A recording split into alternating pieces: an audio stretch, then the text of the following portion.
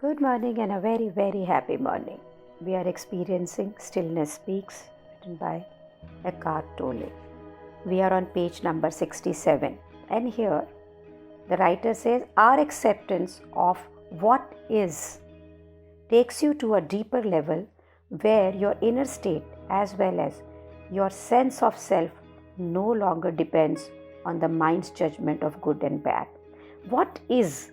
सो इस को इटैलिक्स में राइटर लिखता है. सो मीन्स जो इस समय आपकी परिस्थिति, कंडीशन, मनोवस्था, जीवन जिस भी लेवल पे है, this moment, what ever and how ever it is, कि आपका एक्सेप्टेंस, आपका सरेंडर, पूर्ण समर्पण, इसे बुद्धा कहते हैं गले लगा लेना, एम्ब्रेस कर लेना.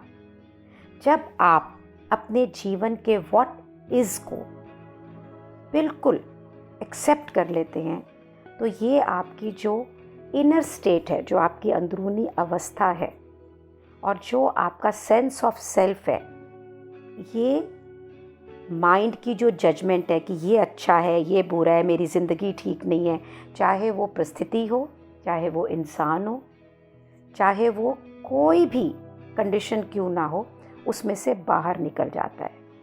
When you say yes to the isness of life, when you accept this moment as it is, you can feel a sense of spaciousness within you that is deeply peaceful.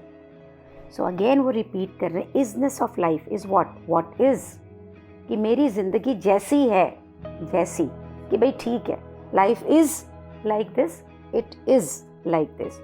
तो जब भी हम इसे yes कहते हैं कि ज़िंदगी जैसी भी है, तो हम उस मोमेंट को वो जैसा है उसे एक्सेप्ट कर लेते हैं, गले से लगा लेते हैं. तो आपको ऑल ऑफ अ सडन वो घर्षण, वो विरोध, वो फीलिंग जहाँ पे हम अपने आप को संकुचित, सीमित फील करते हैं, वो ख़त्म हो जाती है और हम एक सेंस ऑफ स्पेशियसनेस, एक जगह बनती चली जाती है आपके अंदर, with in you, that is deeply peaceful. वो बहुत ही शांतिकारी है. On the surface, you may still be happy when it's sunny and not so happy when it's rainy. You may be happy at winning $1 million and unhappy at losing all your possessions.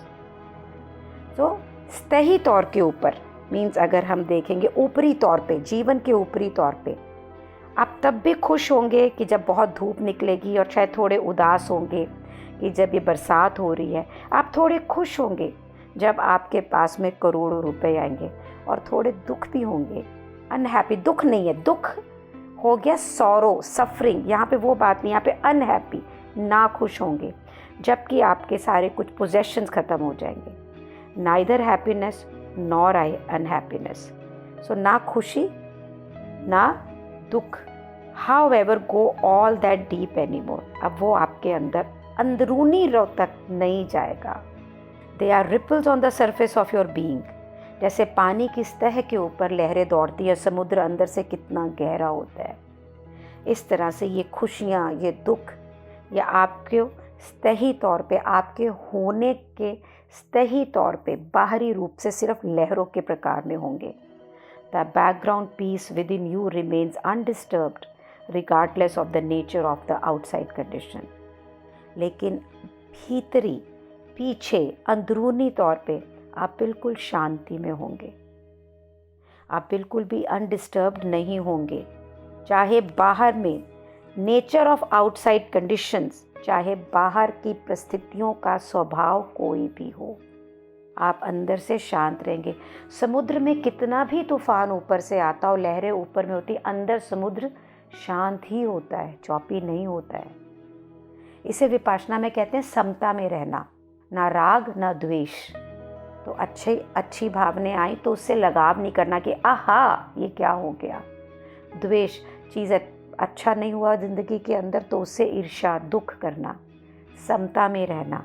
सो यहाँ पे यही conversation हो रही है कि समता में रहना. The yes to what is reveals a dimension of depth within you that is dependent neither on external conditions nor on internal conditions of constantly fluctuating thoughts and emotions. कि जब हम यस कहते हैं what is को, तो ये क्या दिखाती है? एक ऐसा डायमेंशन ऑफ डेप्थ, एक ऐसा क्षेत्र गहराई का आपके अंदर, आपकी बीइंग में, जो किसी पे भी आधारित नहीं है, ना तो किसी एक्सटर्नल कंडीशन पे, बाहरी परिस्थितियों के ऊपर, ना ही किसी इंटरनल कंडीशन के ऊपर, ना ही किसी अंदरूनी कंडीशंस के ऊपर। Constantly fluctuating thoughts and emotion. Internal conditions कौन सी हुई? जो कि फ्लक्चुएटिंग थॉट्स, आपकी सोच की जो फ्लक्चुएशन है, ऊपर नीचे जा रहे इमोशंस, कभी अच्छा कभी बुरा, इन सब के दायरे से बाहर है। So what is Eckhart telling us? कि जब जीवन को जैसा भी है हम उसे अपना लेते हैं, उसे गले से लगा लेते हैं। जब भी मैं बुद्धा को बोलती हूँ ना, आई एम नॉट हैप्पी, मैं बहुत लो हूँ, बहुत गुस्सा आ रहा है, तो पहले तो वो मुझे बोलते हैं कोई बात नहीं, पसीना आता है तो तुम क्या ये पूछती हो कि पसीना क्यों आया?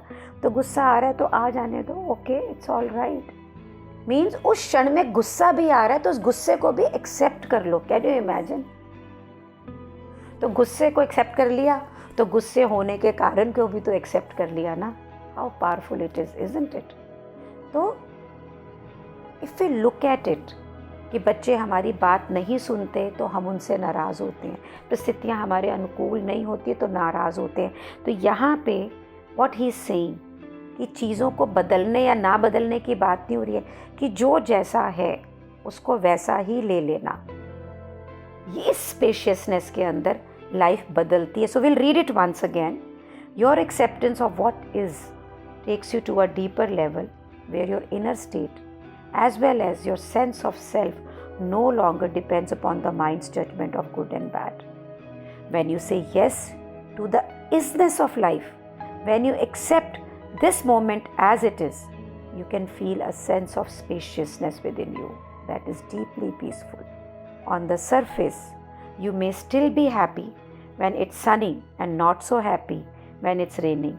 You may be happy at winning $1 million and you unhappy at losing all your possessions. Neither happiness nor unhappiness, however, go all that deep anymore. They are ripples on the surface of your being.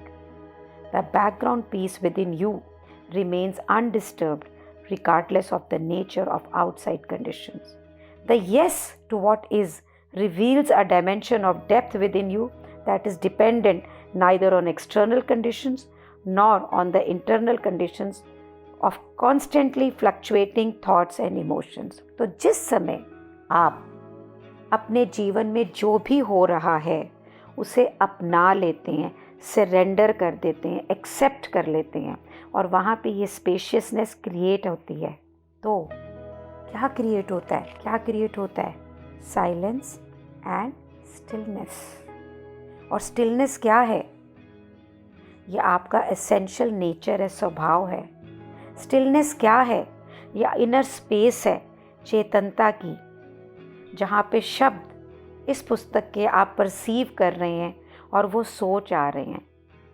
इस सचेतना के बिना कोई perception, कोई सोच, कोई दुनिया नहीं होगी, और आप खुद ये सचेतना हैं जिसने इस आकार में, इस पर्सन के रूप में छुपे हुए हैं आप।